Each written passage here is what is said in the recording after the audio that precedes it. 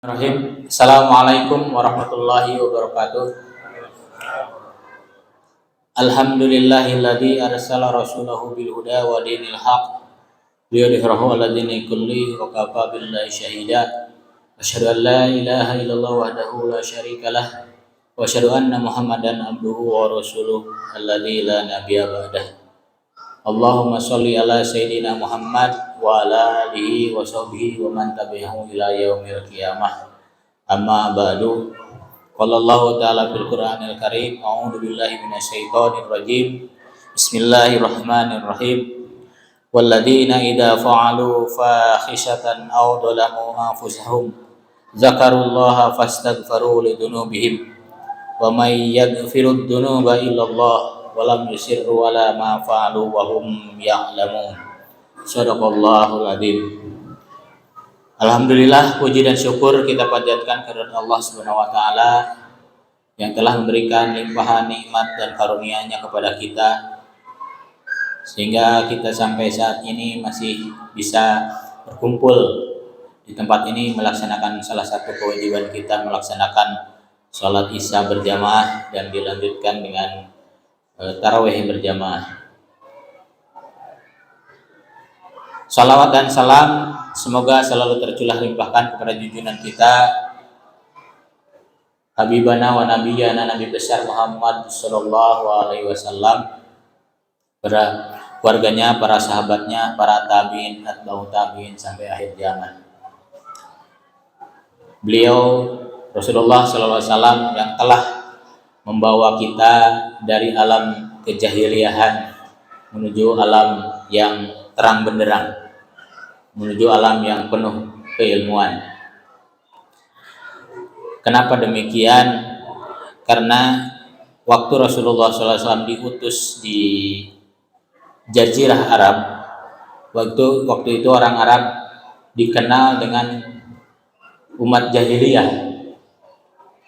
Artinya umat yang bodoh pengetahuan dibandingkan dengan waktu itu sudah ada kerajaan Romawi, kerajaan Persia di sebelah timurnya dan di baratnya ada Romawi. Itu sudah perkembangan ilmu pengetahuannya sudah bagus. Dulu ketika Islam datang disampaikan oleh Nabi Muhammad SAW kepada para orang Arab Quraisy. Mungkin kalau di zaman sekarang atau kalau ditanya sekarang, kenapa waktu itu orang Arab menolak ajaran Islam? Jawabannya kalau ditanya ya sekarang, jawabannya karena melanggar kearifan lokal, bertentangan dengan kearifan lokal yang diturun-temurun diwariskan dari nenek moyang. Itu pasti jawabannya. Jadi waktu itu menentang itu sebetulnya Nabi Muhammad SAW itu sudah dikenal dengan Al-Amin. Apapun yang disampaikan oleh Rasulullah SAW itu pasti benar. Orang Arab waktu itu mengakui apapun yang diucapkan oleh Rasulullah SAW itu benar. Rasulullah waktu itu Muhammad ya, belum Rasul. Yang disampaikan oleh Muhammad itu pasti benar, tidak pernah berbohong. Makanya ketika pertama kali Rasulullah menyampaikan ajakan kepada umat kaum kafir Quraisy di depan para tokoh-tokoh Quraisy waktu itu, pertanyaan pertamanya adalah ketika itu sudah dikumpulkan masyarakat Arab waktu itu, para tokoh-tokoh dan para masyarakatnya ditanya, kalau seandainya saya katakan kepada bapak-bapak, ibu-ibu sekalian, bahwa di belakang bukit ini ada pasukan musuh yang akan menyerang, kalian pada percaya nggak? Waktu itu semua menjawab percaya, karena Muhammad, antum belum pernah berbohong. Jadi kalau Nabi Muhammad mengatakan bahwa di belakang saya ini sekarang ada musuh yang akan menyerang, kalian percaya nggak? Semua menjawab percaya. Nah, oleh karena itu saya akan menyampaikan sesuatu. Disampaikanlah firman Allah. Nah, disitulah mereka menolak karena dianggap bertentangan dengan ajaran nenek moyang. Padahal kalau sekarang mereka tahu bahwa setelah Islam, negara Arab begitu maju, dikunjungi oleh jutaan umat manusia dari seluruh dunia, bagaimana perkembangannya sekarang, mereka mungkin menyesal. Kalau mereka waktu itu mempertahankan ajaran nenek moyangnya, belum tentu seperti sekarang. Jadi mungkin mereka menyesal kalau sekarang melihat Arab sekarang. Setelah Islam masuk, makanya tiap tahun orang berbondong-bondong melaksanakan ibadah haji, melaksanakan umroh ke Arab. Dan itu secara ekonomi meningkatkan perekonomian di Arab sendiri. Itu yang disebutkan tadi dianggap awalnya itu bertentangan dengan ajaran nenek moyang. Nah, di kita juga sekarang ini banyak yang mengatasnamakan kearifan lokal, tetapi bertentangan dengan ajaran Islam. Kalau dalam beragama itu, budaya itu posisinya mengikuti. Kalau tidak bertentangan dengan ajaran, silahkan lanjutkan. Tapi kalau bertentangan, ya ditinggalkan. Itulah namanya pencerahan. Jadi mungkin yang tadinya kita anggap bagus, tetapi setelah ajaran Islam itu datang dan menyatakan bahwa itu tidak bagus, ya tinggalkan. Jangan kekeh ini warisan nenek moyang, ini kearifan lokal. Jangan seperti itu. Ini hanya bungkus saja supaya bisa diterima oleh masyarakat untuk menentang ajaran Islam. Jadi itu adalah kearifan lokal, sehingga akhirnya oleh para orang-orang yang sekuler, yaitu akhirnya didukung. Ketika budaya itu bertentangan, ini mah kearifan lokal. Gitu. Contoh budaya kebaya batik. Kalau menutup aurat gak masalah, tapi kalau akhirnya kebayanya membuka aurat, ya itu bertentangan gitu. Jadi tinggal modifikasi aja budayanya. Budaya batiknya tetap dipakai, budaya kebayanya tetap dipakai, tapi disesuaikan dengan syariat. Syariat Islamnya apa? Menutup aurat. Jadi jangan berdalih memakai kebaya karena kearifan lokal, ini warisan nenek moyang.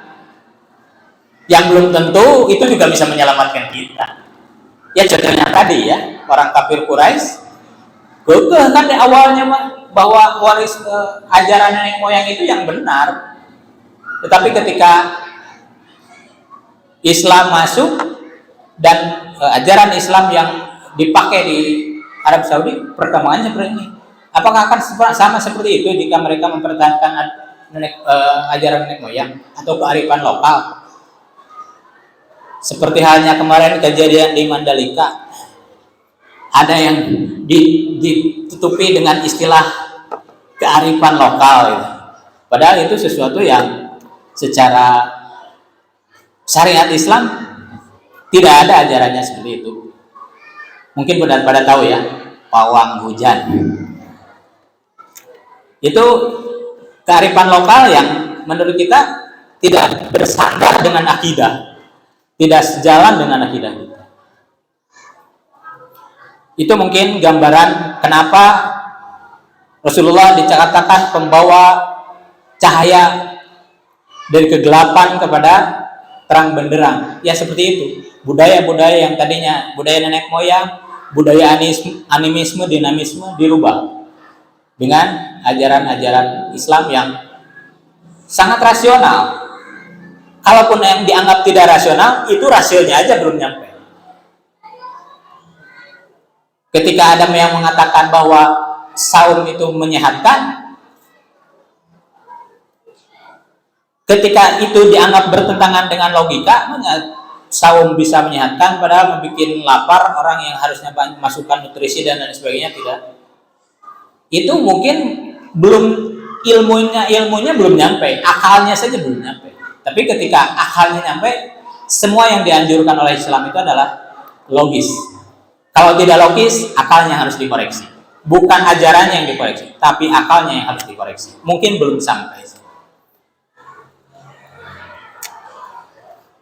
Hadirin rahimakumullah, itu sebagai pembukaan saja. Kemarin saya ada janji melanjutkan surat Ali Imran ayat 135 sekarang, yaitu salah satu ciri-ciri orang yang bertakwa ya. Kita sambung dengan yang kemarin 134.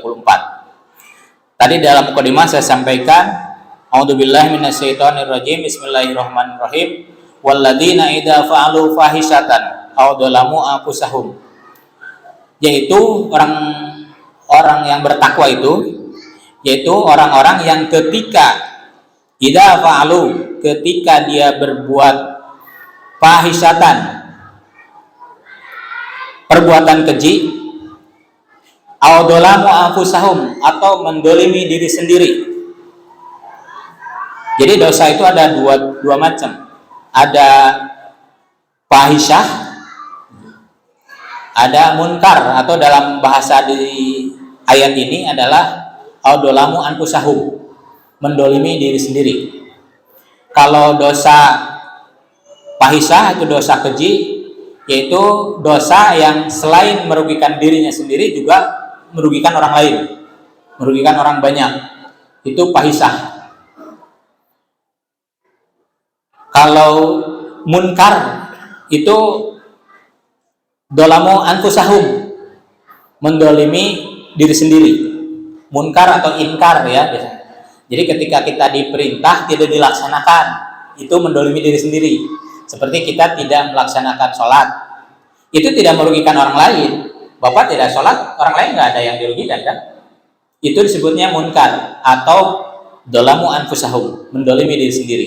Jadi itu skupnya mendolimi diri sendiri, hanya untuk diri sendiri.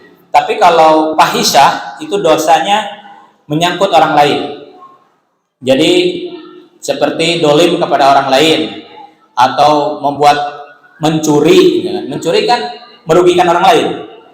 Jadi selain dirinya juga dosa, juga dosanya merugikan orang lain. Nah itu cara bertobatnya pun berbeda. Tentu kalau kita mencuri ya harus mengembalikan apa yang dicuri, minta maaf, atau minimal minta diampuni sama orang yang kita curi, atau ke yang orang kita dolimi. Selain minta maaf kepada Allah, juga kepada orang lain. Nah kalau dolamu anfusahum, mendolimi diri sendiri, itu cukup dirinya dengan Allah, meminta maaf kepada Allah, memohon ampunan dari Allah. Tapi kalau fahisyah itu dosa yang harus kita minta ampunan juga dari orang yang kita dolimi. Itu lebih berat, karena kita kadang orangnya sudah kemana gitu ya, kita sudah cari. Ketika kita merasa itu dosa, kita cari orangnya yang pernah kita dolimi, kita minta maaf, kan kadang susah ketemu. Jadi hati-hati dengan fahisyah ini. Jadi dosa fahisyah ini tidak cukup hanya meminta ampun kepada Allah, tapi harus meminta ampun juga kepada orang-orang yang kita dolimi. Berbeda halnya kalau dolamu anfusahum, mendolimi diri sendiri. Kalau kita tidak melaksanakan sholat, melaksanakan perintah Allah yang tidak merugikan orang lain, itu adalah dolim terhadap diri sendiri, dan kita minta ampun kepada Allah Subhanahu Wa Taala. Nah, ciri orang yang bertakwa itu tidak pernah melakukan fahisyah ataupun dolim terhadap diri sendiri, karena memang manusia itu ada kecenderungan kepada kemunkaran dan kecenderungan kepada ketakwaan. Mungkin saja pernah hilaf dan lain sebagainya, tetapi ketika melaksanakan atau melakukan sebuah kesalahan, maka dia langsung mengingat Allah dan memohon ampun kepada Allah. Fastaghfiru lidzunubihim. Jadi memohon kepada Allah dan meminta ampunan kepada Allah.